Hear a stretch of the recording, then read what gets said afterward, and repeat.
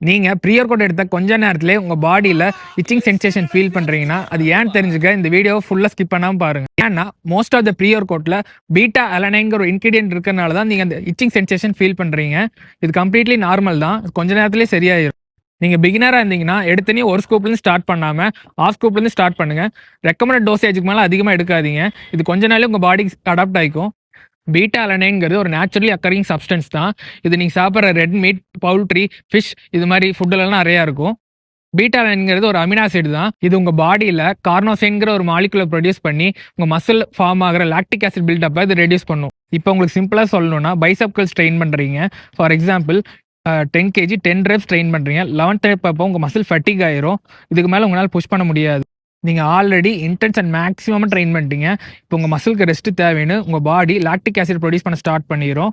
அதுவே நீங்க pre work use பண்றப்போ அதுல இருக்கிற பீட்டா அலனைன் கார்னோசைனை ப்ரொடியூஸ் பண்ணி லாக்டிக் ஆசிட் ப்ரொடக்ஷனை டிலே பண்ணும். அதனால நீங்க எக்ஸ்ட்ரா ஃபியூ ரெப்ஸ் போடுவீங்க. உங்க மசில் என்டியூரன்ஸ் இம்ப்ரூவ் ஆகும். உங்க ஜிம்ல ஓவரால் பர்ஃபார்மன்ஸ் இம்ப்ரூவ் ஆகும். இது உங்க மசில் க்ரோத்துக்கு ரொம்ப ஹெல்ப்ஃபுல்லா இருக்கும்.